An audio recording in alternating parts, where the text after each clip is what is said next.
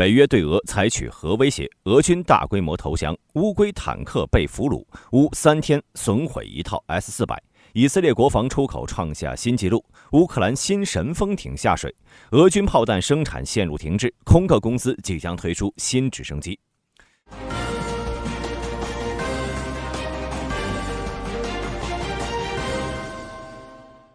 面对俄罗斯层出不穷的核威胁，北约也打算给予自己的核回应了。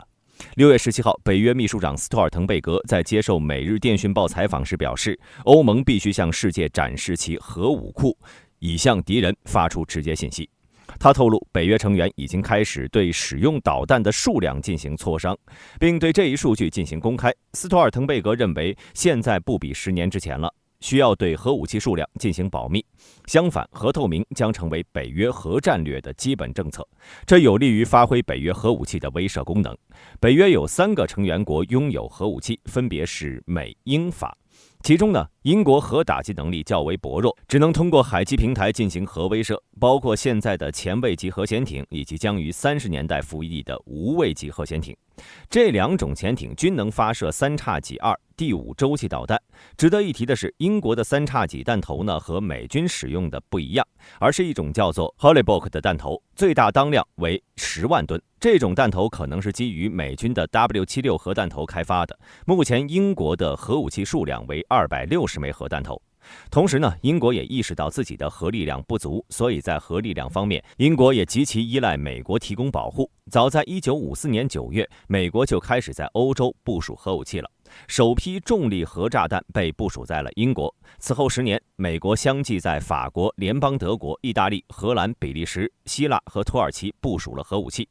美国当时部署在欧洲的核武器型号多达24种，除了重力核炸弹，还包括潘兴2、木星等陆基导弹系统，最多能达到7300余枚。但随着苏联的解体，欧洲的核威胁解除了。在2000年时，欧洲的美国核弹缩减至480枚。2019年，一位北约官员透露，美国在欧洲的核武器仅剩下180枚了，分布在5个国家的军事基地，它们分别是比利时的小布鲁赫尔空军基地、德国的比谢尔空军基地、意大利的阿维亚诺空军基地以及吉蒂托雷空军基地、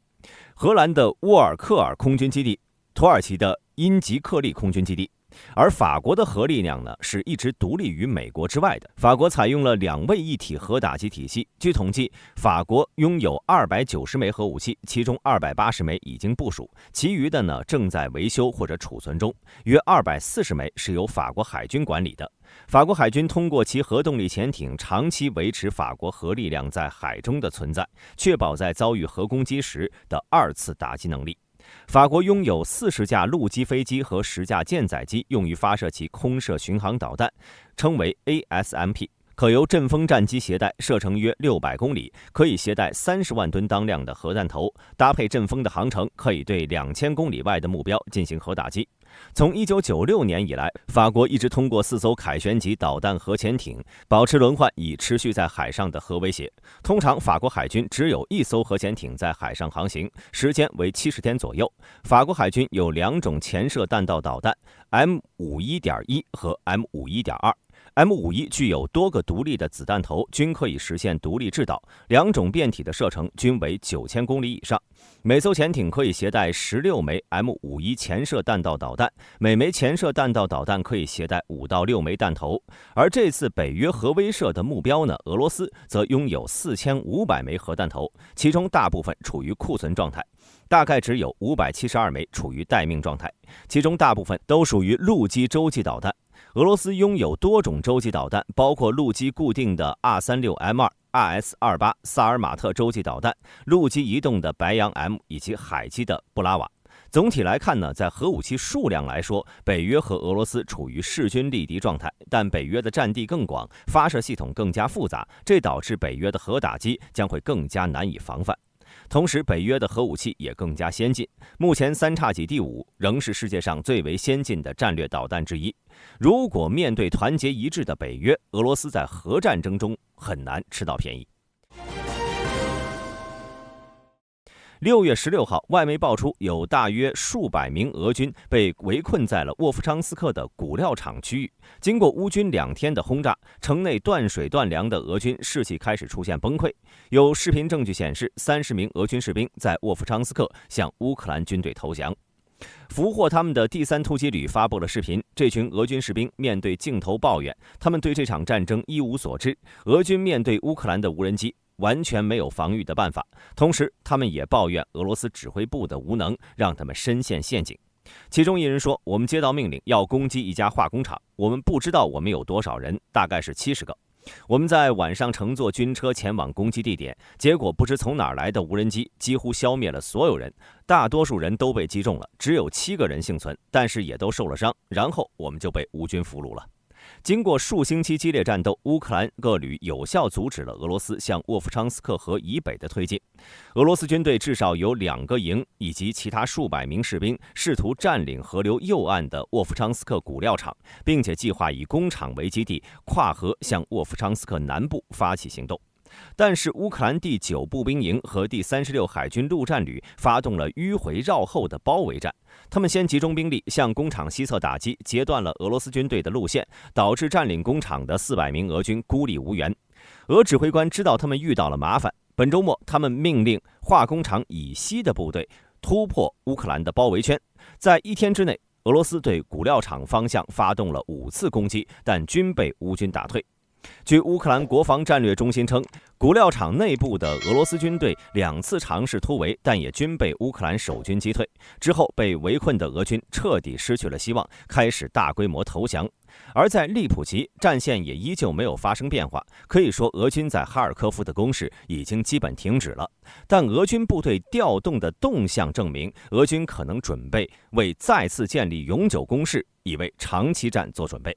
接下来呢，我们再把目光转向巴赫穆特，这里有一辆俄军的龟壳坦克被乌克兰军队俘虏了。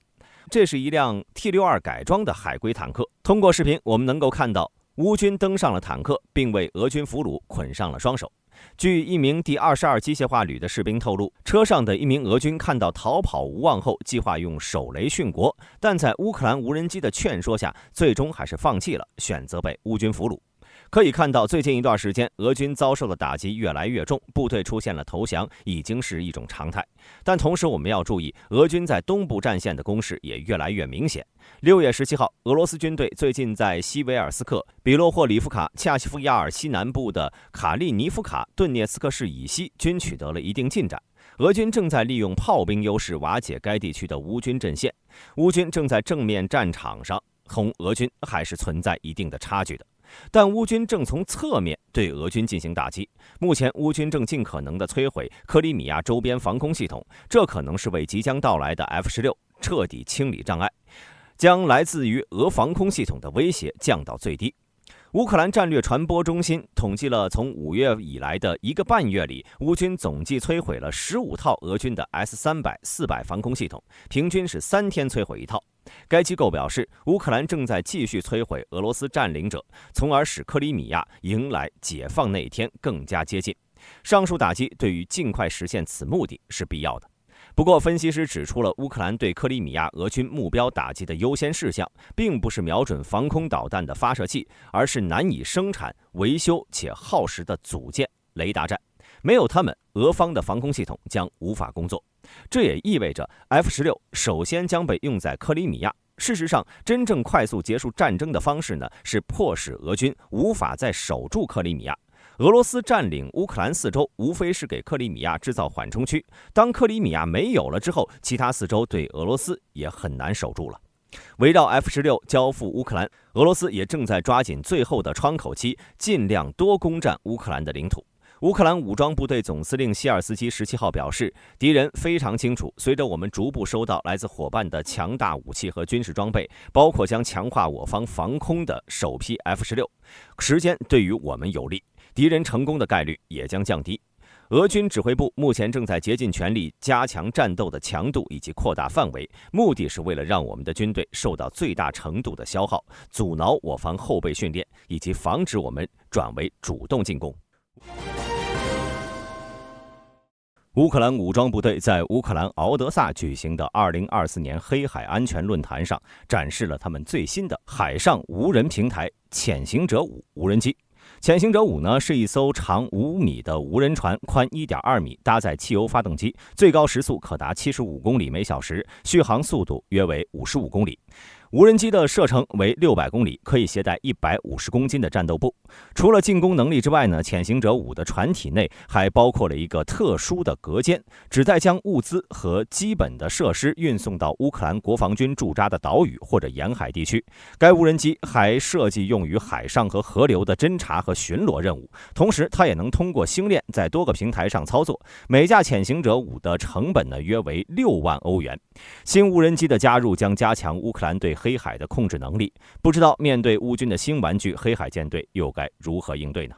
以色列连续第3年创下国防出口历史新纪录，2023年达到了前所未有的130.73亿美元，其国防出口在过去5年中翻了一番。以色列国防部长约阿夫·加兰特表示，即使在以色列与7个不同势力作战的1年中，以色列的国防出口也成功地继续打破纪录，这一事实是对国防工业的荣誉证书。该部表示，尽管10月7号爆发了哈以冲突，但国防部和国防工业在继续履行国外合同的同时，转向为以色列国防军紧急生产。去年国防出口总额为130亿美元，22年为125亿，2018年到2020年间，这数字是徘徊在75亿到85亿美元之间。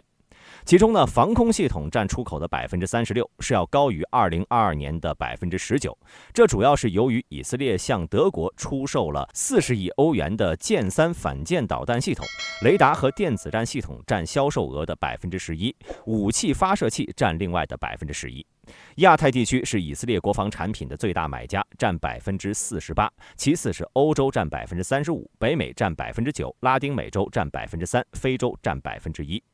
阿拉伯联合酋长国巴林和摩洛哥在2020年根据亚伯拉罕协议与以色列实现关系正常化，占武器采购的3%，低于2022年的24%。国防部继续表示，将继续加大投资国内采购，扩大生产线，开发新能力，以提高生产的独立性，并减少对全球供应链的依赖。据报道，俄罗斯在生产炮弹和选择火炮系统方面遇到了问题。乌克兰军事分析家彼得罗·切尔尼克在6月17号表示，俄罗斯可能储存了约8000到9000个炮管，每月可以生产约15万到17万枚炮弹。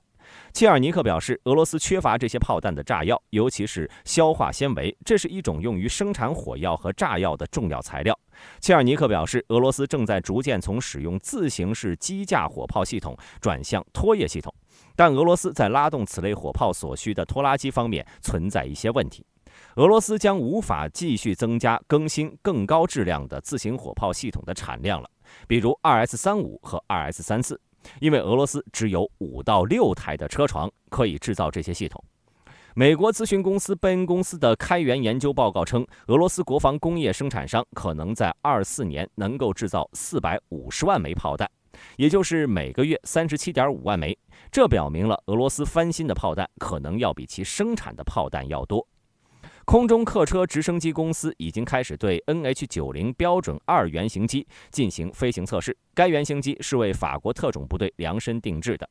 法国武装部队总共是订购了18架的 NH90。根据与法国军备总局商定的时间表，飞行测试将持续到今年年底。标准2配置包括集成赛风的 Euroflare 410光电系统、新的数字地图生成器、第3名机组人员、专用于分布式孔径系统的机械和电气装置，以及新一代头盔式瞄准数字显示器。这些飞行测试是北约直升机管理局及其合作伙伴公司在2020年启动的计划的一部分。该计划旨在开发和升级10架 NH90 标准2。该计划启动后，2023年12月，法国武装部队向空客授予了一份合同，以生产另外8架标准2配置的 NH90。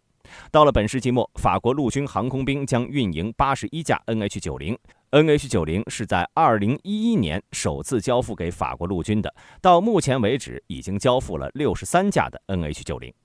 本期视频到此结束，欢迎各位在评论区留言讨论。我是大兵，我们下期再见。